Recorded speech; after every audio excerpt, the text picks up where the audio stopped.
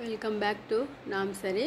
ఈరోజు నేను చూపించబోయేటువంటి రెసిపీ వచ్చేసి బెండకాయ ఫ్రై. అది కానీ మనకి క్యాటరింగ్ స్టైల్లో మనము క్యాటరింగ్ ఇస్తే క్యాటరింగ్ వాళ్ళు తెచ్చిస్తూ అంటారు కదా, లేక హోటల్ స్టైల్లో.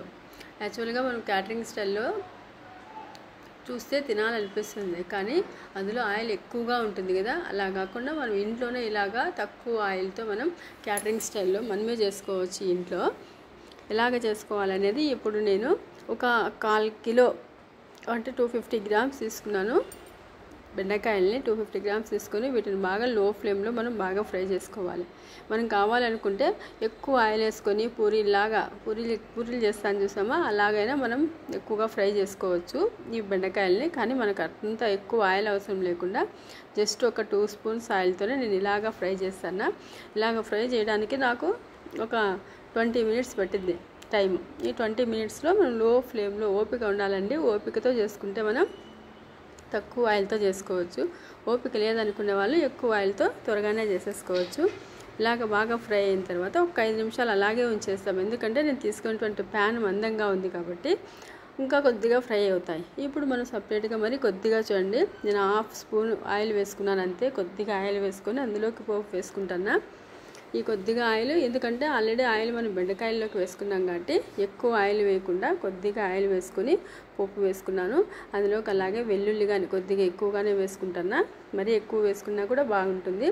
నాకు ఒక పెద్ద ఉల్లిపాయ ఇవన్నీ కట్ చేసుకొని వీటన్నిటిని బాగా ఫ్రై చేసుకోవాలి. ఉల్లిపాయ కొద్దిగా కలర్ వచ్చేంత వరకు బాగా ఫ్రై చేసుకోవాలి. అలాగే ఇందులోకి నేను పల్లీలు కానీ వేసుకున్నాను కొద్దిగా. మనం చూసింటాం కదా హోటల్ స్టైల్లో, రెస్టారెంట్ స్టైల్లో, లేదంటే మనకి క్యాటరింగ్ ఇచ్చే వాటిలో పల్లీలు కానీ వేసింటారు చూడండి. ఇందులోకి నేను కొద్దిగా ఎక్కువగా కరివేపాకు వేసుకుంటాను. కరివేపాకు ఎక్కువగా వేసుకుంటే మంచి ఫ్లేవర్ చాలా బాగుంటుంది.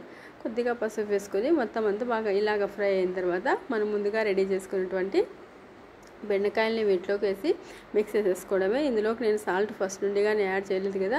ఇప్పుడు ఇందులోకి కావాల్సినటువంటి సాల్ట్ వేసుకొని నేను ఇందులోకి ఇప్పుడు వేసేటువంటి మసాలా ఏంటంటే ఇందులోకి కారం వేసుకుంటాను. అలాగే కావాల్సినటువంటి నువ్వుల పొడి, నేను ఆల్రెడీ నువ్వులు ఫ్రై చేసుకొని వేయించుకొని పొడి చేసి పెట్టుకున్న నువ్వుల పొడి, అలాగే కొద్దిగా పల్లీల పొడి కానీ వేసుకున్నా. అలాగే పప్పుల పొడి ఒక 2 స్పూన్స్ వేసుకుంటాను. ఎందుకంటే పప్పుల పొడి వేసుకోవడం మూలంగా మనం వేసేటువంటి ఆయిల్ అంతా కూడా పీల్చేసుకుంటుంది పప్పుల పొడి. ఇలాగ మొత్తం అంతా బాగా మిక్స్ చేసేసుకొని మనం సర్వ్ చేసేసుకోవడమే. చూడండి, మనకి క్యాటరింగ్ స్టైల్లో మనం ఇంట్లోనే ఇలాగా బెండకాయ ఫ్రై ఈజీగా చేసేసుకోవచ్చు. సింపుల్గా మనం పప్పులోకైనా రసంలోకైనా